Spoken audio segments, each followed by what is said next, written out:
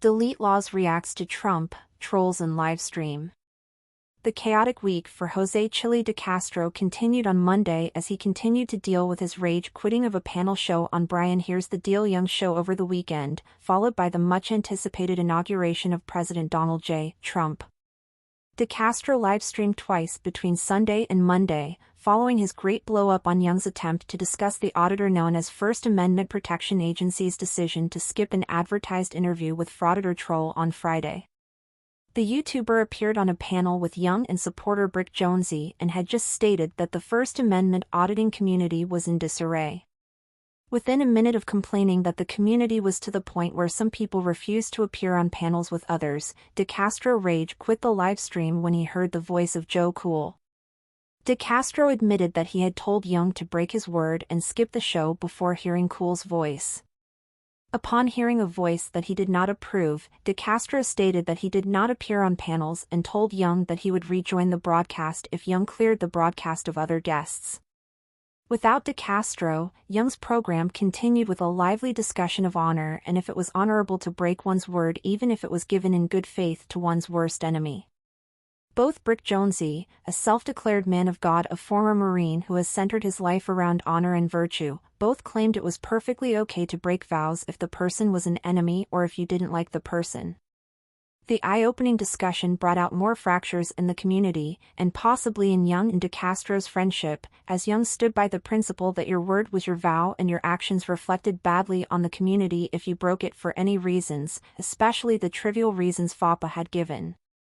DeCastro's Sunday livestream reflected the fact that DeCastro didn't appear ready to talk about what had happened on Young's livestream. It literally consisted of 90 minutes of promotional material for DeCastro's 5A cop cards and a replay of DeCastro's past audits. After an unsuccessful attempt at getting an audience member named Maxim to join him on panel, DeCastro focused on sharing that he believed that friend Craig Hendry may have been transferred to the hole earlier in the day. He claimed that he had been texting Hendry, who is incarcerated in Indiana, and that Hendry said there was trouble with a new person who had been moved to his cell bay. That person apparently had singled out Henry for abuse and DeCastro was counseling Hendry to ignore the person's insults and focus on remaining calm. DeCastro went into a memorable story of being targeted by guards when he was locked up in the Clark County Detention Center in Las Vegas last year. He indicated that on at least one occasion, guards planted an inmate who targeted him for abuse and attempted to get DeCastro to react in a way that would send him to the hole. The YouTuber said he avoided reacting to the man as a large gang member with the last name Castro told him to ignore the man as it was a setup.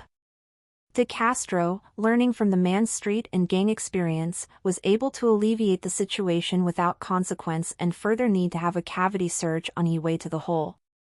Monday's livestream took an unfamiliar tone as DeCastro put aside nearly any advertisement for his products to focus on reacting, line by line, to President Donald J. Trump's inauguration speech, which had been televised earlier. DeCastro handled Trump's speech with a mix of rage, hatred and acceptance, primarily accepting anything to do with dialing back regulations while becoming enraged anytime Trump announced movement towards law enforcement. Reviving an old claim, DeCastro stated that they would kill him should he get to the point of becoming President of the United States.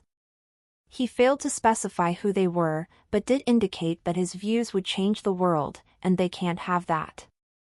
Both of DeCastro's broadcasts saw a continued influx of troll and trolling behavior. DeCastro's normal trolls were joined by members of the foreign state national community last week after he deemed their beliefs invalid in not one but two live streams.